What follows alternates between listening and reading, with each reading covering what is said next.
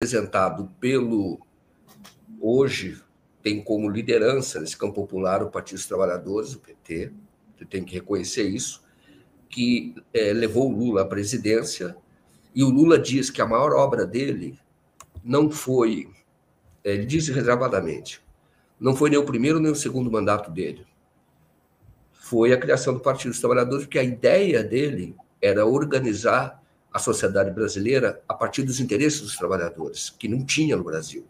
Mesmo tendo o Getúlio Vargas antes como Partido Trabalhista, não era um partido nascido de baixo para cima. Isso efetivamente ocorreu. É um marco na história do Brasil. Os desvios do PT, ideológico, eu quero dizer, tá? No sentido de, hoje, dificultar o surgimento de novas lideranças, eu entendo que isso existe, mas isso é uma outra crítica que podemos fazer num outro momento, não elimina o fato de que o Partido dos Trabalhadores é uma conquista da classe trabalhadora. E isso é inédito no Brasil. Então, se você tem de um lado o Partido dos Trabalhadores, você tem do outro lado o antipetismo, que é o antipoder popular. E isso é forte, sempre foi forte. Então, representado por setores da burocracia do Estado, no caso, Ministério Público, muita gente do Ministério Público, os militares, sobretudo, magistratura, que representam muito os interesses deste outro lado. Este outro lado tem partido político. E esse outro lado não tem nome de partido político. Não tem uma força como o Partido dos Trabalhadores, mas tem pessoas que se colocam nessa posição. Então, você teve, assim, o Serra, você teve antes o próprio Fernando Henrique Cardoso, quando fez aliança com o PFL, né, que é a direita no Brasil, a verdadeira direita no Brasil, do poder estabelecido no Brasil há séculos. Você já teve o nome de José Serra, como partido do PSDB, já teve e teve agora o Jair Bolsonaro, que capturou bem esse sentimento, agregando ali a visão extremista e tomando um caminho que efetivamente é o caminho do fascismo. Então, o que significa é que o antipetismo continua muito forte. E esse antipetismo pode ser foi ocupado pelo Jair Bolsonaro, mas certamente vai ser ocupado por outro.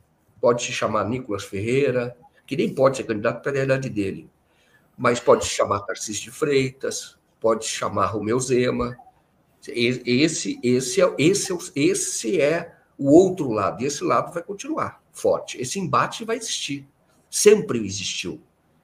Então, mesmo com Jair Bolsonaro fora de cena, ele pode se tornar uma espécie de Fujimori, que apoiava sempre a filha, ela nunca chegou à presidência, mas sempre teve força política e ocupou espaço importante no parlamento. Mas mais preocupante do que essa política que é feita pela via convencional, vamos chamar assim, que é dos partidos políticos, da eleição, nós temos que entender a política no sentido mais amplo, envolve interesses geopolíticos, planetários. O voto tem pessoas falando o Fux vai para a política. Não vai. O Fux já é da política. E ele é da política geopolítica. Mais grave, a gente não pode eliminar, esquecer, ignorar, isso tem falado muito pouco, que o filho do Fux, que segue as diretrizes do Fux, Rodrigo Fux, que é advogado no Rio de Janeiro e é diretor jurídico da Federação Israelita do Rio de Janeiro, defende princípios ideológicos, planetários, pesados. Então, você não pode desconsiderar que o voto do Fux esteja alinhado a um desgaste do Brasil, porque o Brasil tem um presidente que hoje não aceitou o embaixador de Israel aqui, um presidente que denunciou o genocídio, e não é o presidente de um país sem menosprezo, mas como a Colômbia, que tem uma importância geopolítica muito menor do que o Brasil. O Brasil é o presidente do BRICS. Então, nós temos que considerar o voto do Fux vamos dizer assim, nessa visão mais ampla, que é, na verdade, fornecer argumentos para aqueles que querem diminuir a importância do Brasil, reduzir a importância política do Brasil.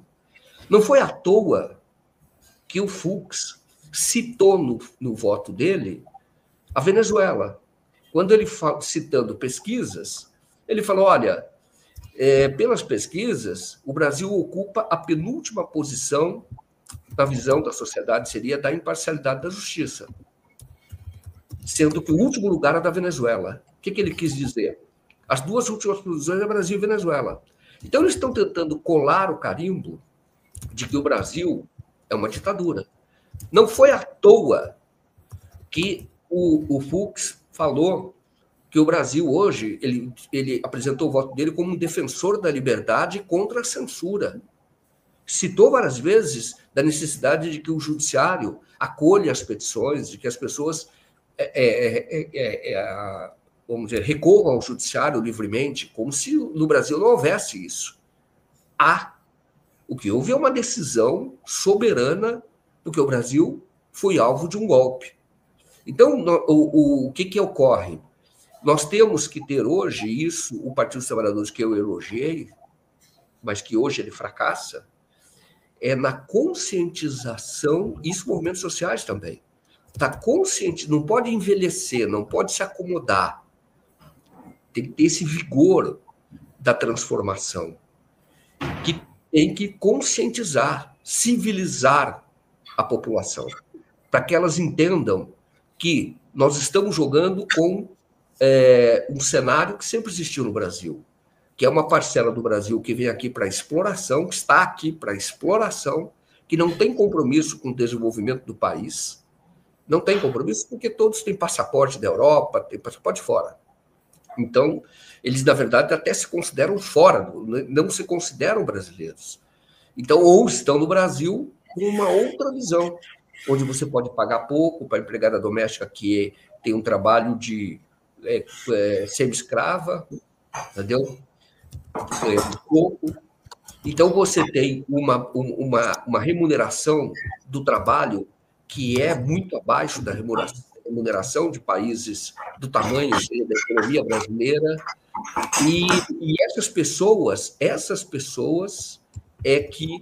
e elas são numerosas, e elas são abastecidas por uma mídia hegemônica que faz sempre o trabalho de propaganda de um projeto neoliberal, de saque ao Estado, de apropriação do orçamento público via juros, agora via emendas parlamentares, e também do patrimônio construído pela população, com dinheiro da população, com dinheiro do Brasil, e as estatais, vendidas muitas vezes a preço de banana. Uma transferência de renda, um Robin Hood ao contrário, pegando o dinheiro do povo para ficar com uma minoria. Então, por isso é que está se discutindo pela primeira vez a questão da justiça tributária, e você fazer com que o pobre não carregue isso nas costas. Que ele, na verdade, ele tem que se beneficiar do orçamento público para que haja desenvolvimento, para que os filhos possam estudar, para que haja mais cérebros à disposição, mais quadros no Brasil. Então, essa luta soberana vai continuar. Então, o bolsonarismo sai, o Bolsonaro sai de cena, mas a fonte do poder dele, que são o entreguismo do Brasil, que é muito acentuado, porque é alimentado por uma propaganda de uma mídia hegemônica, vai continuar. Não tenha dúvida, em 2026 o embate vai ser forte. E o Fux deu argumentos. Isso que ele fez, ele deu argumentos internamente, mas deu argumentos também externamente, para que fale, é uma Venezuela, uma Venezuela, uma Venezuela. É isso que colou. A Venezuela está com uma imagem consolidada, lamentavelmente negativa. Então você fica... Isso tem efeito interno. Então, agora é saber quem vai ocupar esse espaço. E, nesse sentido, a decisão do Moraes, ou decisão do STF, neste momento, isso falando abertamente para vocês formarem a sua opinião, tomada agora em setembro, ajuda a articulação do campo da extrema-direita e da direita, dos saqueadores, eu chamo. Ou, se você quiser chamar, do partido do Joaquim Silveira dos Reis, ou daqueles que defendem... Hoje não tem vergonha de usar a bandeira dos Estados Unidos e não tem vergonha de usar Israel e ainda associar Israel a Jesus Cristo. Não, absurdo completo. Mas tudo isso é propaganda. Isso vai continuar. E o Bolsonaro saindo de cena antecipadamente, esse campo vai ter tempo para articulação. E aí vai depender de muita negociação, eu diria, com os donos do dinheiro. Essa que é a verdade. Tá? Então, hoje, o Lula ele tem o papel de liderança para consolidar a sua candidatura à reeleição, mas o jogo que vem em 2026 é muito pesado. E todas as vezes que houver debate, você pode escrever. Quando falar, o seu líder está preso, o Bolsonaro está preso, eles vão invocar o voto do Fux e esses grandes argumentos que ele forneceu a todos eles. Por isso é que ele quis ficar 14 horas, ficou lá uma infinidade, cansou todo mundo, o que não é normal, cansou todo mundo porque ele estava monopolizando o movimento da opinião pública naquele momento, criando esse movimento. Tanto que eu vi no dia seguinte, quando chegam os deputados de extrema-direita, eles chegando no julgamento, estavam todos muito felizes, falando, Fux, agora vai mudar, porque tal, anistia, tem que ter anistia, e depois, quando terminou, eles já estavam abatidos. Né? Então, nós temos que deixá-los mais abatidos e mostrar os verdadeiros argumentos. E os argumentos não é Bolsonaro. O Bolsonaro não é só ele o inimigo. Inimigo mesmo da classe trabalhadora. Ele se aproveita disso. O Bolsonaro, ele é um ganancioso, ele é um corrupto. Ele foi para a política para enriquecer e efetivamente enriqueceu, e muito, e muito. Então eu digo para você, então ele captura. Não quer dizer que ele também não acredite naquilo que ele fala, acredita. Ele acredita, a própria formação dele é um ressentido. E o fascismo é feito do ressentismo, ou do ressentimento. Então são pessoas fracas que se unem para se tornar, que acho que se tornam fortes. E assim é por isso que explica a ascensão da igreja evangélica do caráter fascista. Então, é um projeto, por isso que isso sempre existiu no Brasil. Então, nós temos um trabalho muito grande de continuar conscientizando a população. De qualquer forma, eu estou falando tudo isso, mas digo, este fim de semana é o fim de semana de comemoração.